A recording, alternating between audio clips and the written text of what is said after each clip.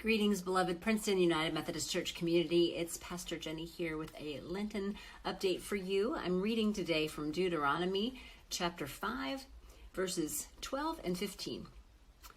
Observe the Sabbath day and keep it holy, as the Lord your God commanded you. Remember that you were a slave in the land of Egypt, and the Lord your God brought you out from there with a mighty hand and an outstretched arm. Therefore, the Lord your God commanded you to keep the Sabbath day. This is the word of life. Thanks be to God. You might recognize what I just read as part of the 10 Commandments, and you might also remember that there are two sets of the 10 Commandments in the ways that we think of them, kind of 10 statements right in a row. One is in Exodus, and this one that I just read is from Deuteronomy, the second version, the second telling. And in the first one, the reason for keeping the Sabbath is given around creation, around the creation story. In this one, you just heard that it is around the Exodus, about being freed by God from enslavement in Egypt.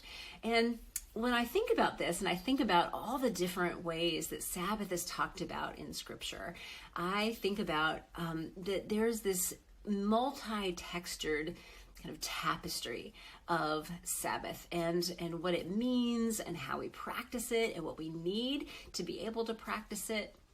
In fact, it's also so interesting to me that this is in the form of law or covenant.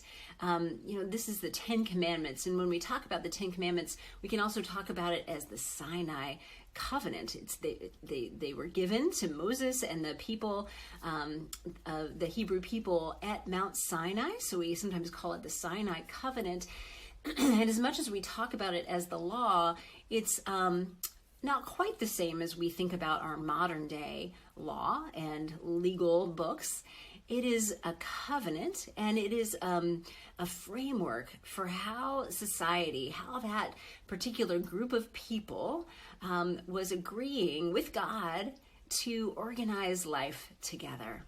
And this one comes right in the middle. It's number 4, and it's this. Before that, it's all been about God, about how God is our one God, and we will worship God above all else.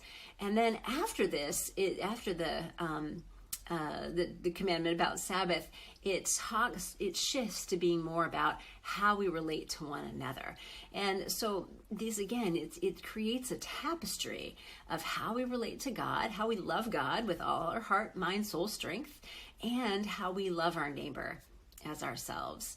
So as we continue to think about Sabbath and letting ourselves, encouraging each other to restore Sabbath practices so that we might be restored, I encourage us to keep looking at all these different textures. And I'm struck too by how community is part of this, right? This was given, the 10 Commandments were given to a group of people, not just one person and not just a bunch of people individually, but they were given to a group of people to order communal life together.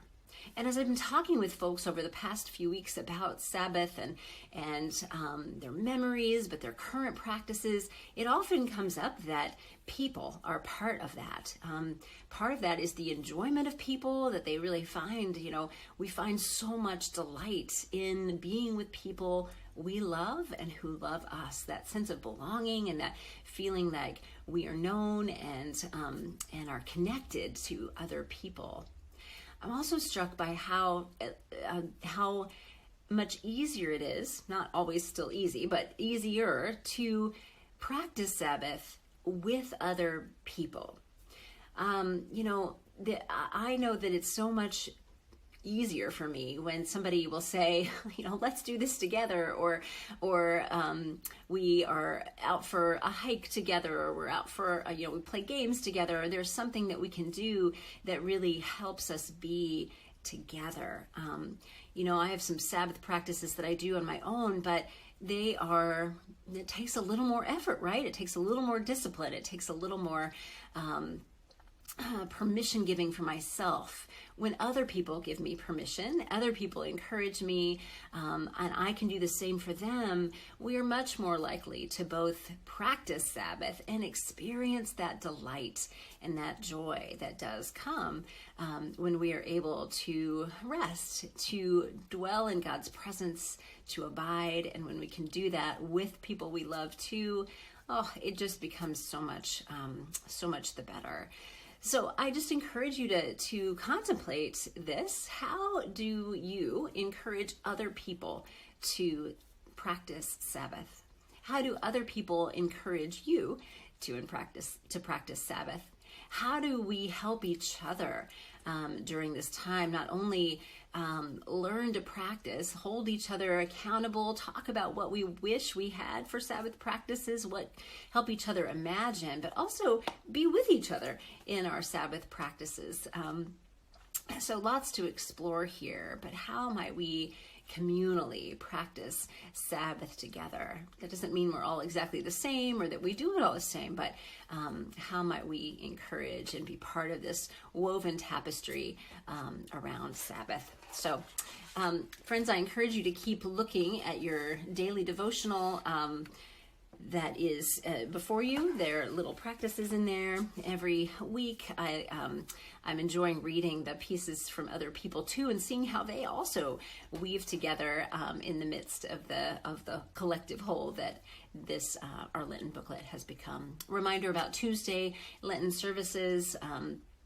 You are getting this on a Tuesday, and Samila, one of our seminary students, is leading on this day. It's a good thing to get to hear him and to be part of the small groups that hopefully you have connected with as well. May we all be continually blessed by our every effort around Sabbath. Know that it is always a blessing for me to journey with you in Sabbath and beyond, and all the things that we get to do and be together.